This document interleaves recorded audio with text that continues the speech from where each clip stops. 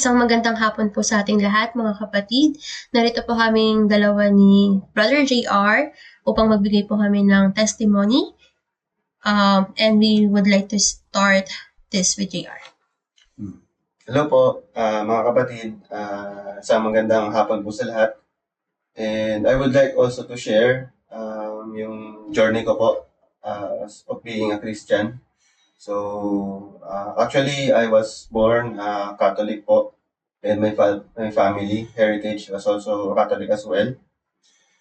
Siyempre, nung bata pa po kami, pinalaki po kami na mag-pray and umattend sa mga misa every Sunday.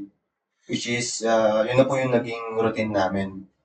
Pero deep inside, parang naramdaman ko na there's inside my heart na parang may kulang pa.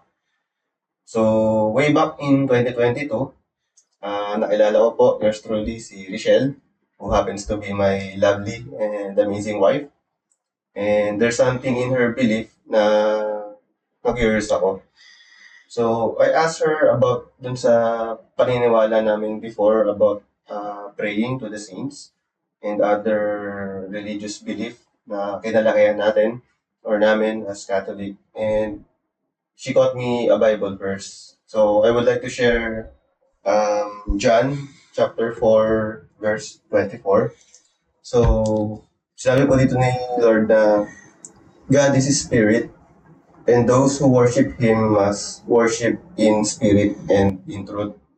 So, dito po, ito yung parang nag-rema sa akin na we should worship in spirit, which is si God, and in truth, which is yung ating Bible po. So, yun. Ito yung tunay na katotohanan na dapat malaman natin. So, during that time, yun yung naging turning point ko po to know more God. And after that, we pray together during that time. And also for the first time in my life, I experienced the presence of the Holy Spirit.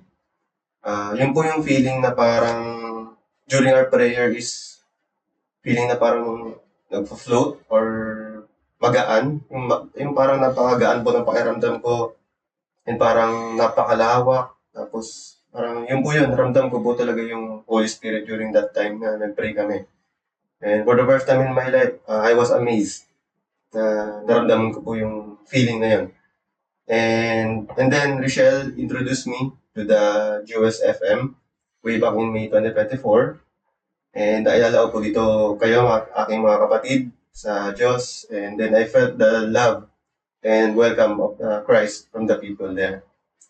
So, as we continue serving God, gusto ko lang po sana i-share sa inyo yung isa sa mga malaking challenges na nangyari po sa aking buhay.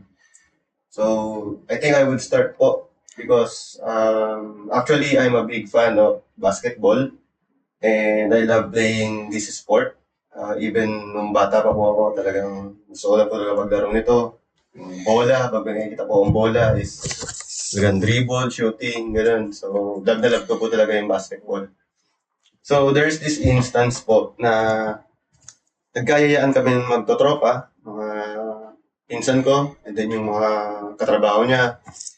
Niyaya po ako ng pinsan ko maglaro on a weekend. And all of a sudden, during my playing time on the court, ilang minutes pa lang po ako naglalaro doon.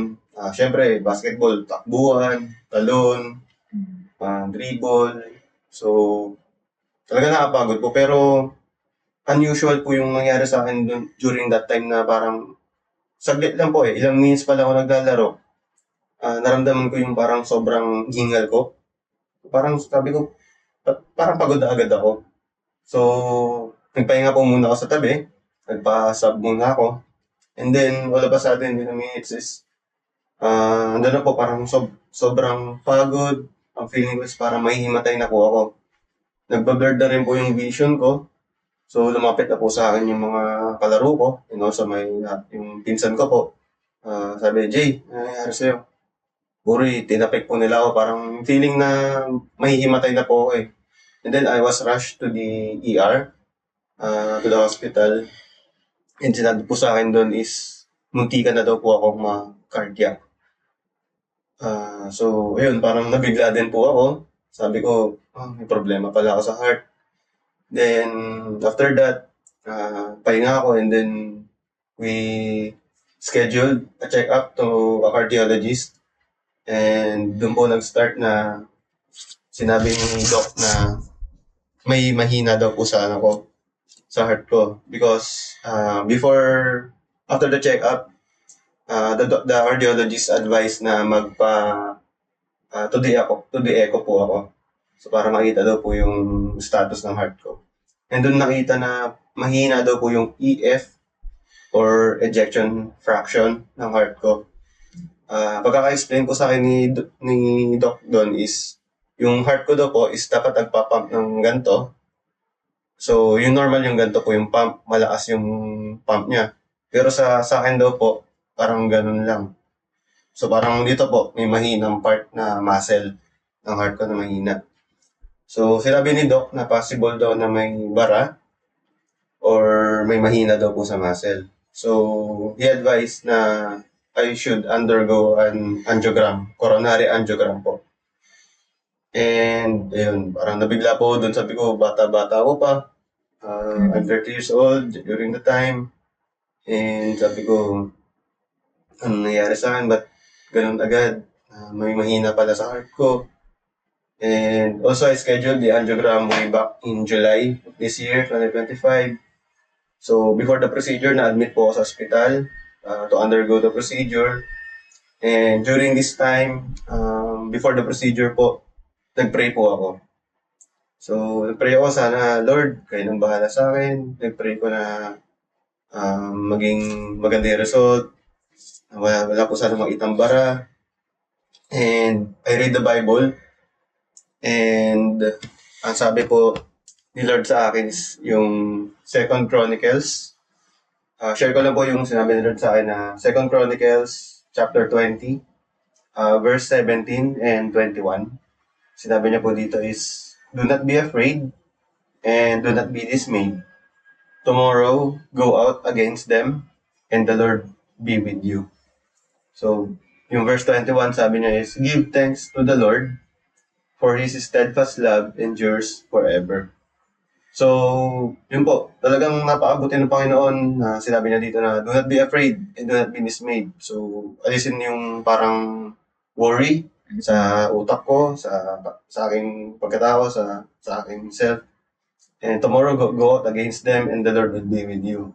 And tunay nga po na kasama natin, or kasama ko si Lord during that time. And also give thanks to the Lord for His steadfast love, which is endures forever. So during that time, dun din po, the same, after my procedure, nalaman din po yung result, which happens na walang nakitang bara. Praise God. Walang nakitang bara, but sa muscle ko lang po sa muscle ng heart ko lang daw po yung mahina. And need daw po ng continuous medication, mga gamot na binigay sa akin ni Doc. So, ayun, tuloy ko lang din po and hopefully na magamot ito in the future. And din po, nakakatuwa lang po yung himala or miracle na ginawa sa akin ni Lord. Basta we put our faith in Him and also we serve Him and read the Bible always. So, ayun. God here with us po. Ayun. And I just want to add something din yung time na procedure ni JR. So, akala naman covered yun ng SMO card niya, but it's not. So, isa rin yung naging challenge namin yung finances. And, syempre, pinaparush kami ng doctor dun sa procedure niya kasi para malaman what's happening sa puso ni JR. So, we really cried out to God and prayed yung time na yon. And, nagbigay siya ng word niya sa amin, which is Philippians 4 verse 6. Yun yung pinanghawakan ko rin ng time na yun. And I just want to copy it in the Bible. So, sabi rito is, do not be anxious about anything, but in every situation, by prayer and petition, with thanksgiving, present your request to God. Ayun. So, God used my father to lend us the money para matuloy lang yung procedure ni JR. And nakita ko talaga yung kamay ng Lord sa lahat. sa health niya, yung naging result, and then sa finances namin. He really did provide, just have faith in Him. And also, ayun, dahil pa talaga yung hawak ng kamay ng Lord for us, sa aming mag-asawa. And I also want to add another miracle sa finances namin, yung before pa talaga yung procedure ni JR din sa heart niya, we are praying this in a couple of months. Yun yung lump sum balance namin dito sa condo na we need it to apply sa bank, and if ever di kami ma-approve, in-house financing na kami. Pero sobrang taas ng monthly, parang naging triple yung payments namin dito. And it was beyond our budget. So, may nakilala ako nun. Actually, it's June 2025, before nga yung procedure ng JR. I know na she's an instrument from God na sinabi niya sa akin na pwede daw i-adjust yung extension, mag-request for extension sa due date namin dito sa condo namin for us before namin i-apply sa in-house financing.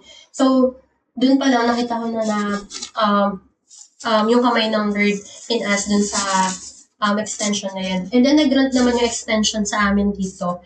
And we are still praying to God kung itutuloy ba namin itong condo or hindi, or pull out namin. And as I prayed to God, and actually we are praying this night by night na ano ba Lord kalooban mo for this place. Pinaremind sa amin ni Lord yung time na nakuha namin na I give it to you, I will make a way. Yun yung pinakawakan ko ng time na yun. Na I hold His words and ask wisdom. Tapos ito yung answered prayer. Actually, etong September lang din talaga dumating yung pinaka answered prayer na binigay sa Lord. Kaya sabi ng Lord, di ba, I gave it to you, I will make a way. He gave me a client na talaga magsusufficient sa monthly payment namin dito sa condo. And I really felt it na God here with us sa aming mag-asawa. Ayun. To God be the glory and the praise. Maraming salamat po mga kapatid. And God bless po sa lahat. Ayun, thank you po sa pakikinig, and sana po na-bless po kayo, and we really want to glorify God sa buhay namin, and both of us na maging light and salt kami sa mga taong sa paligid namin. Thank you po. Bye po. Bye-bye.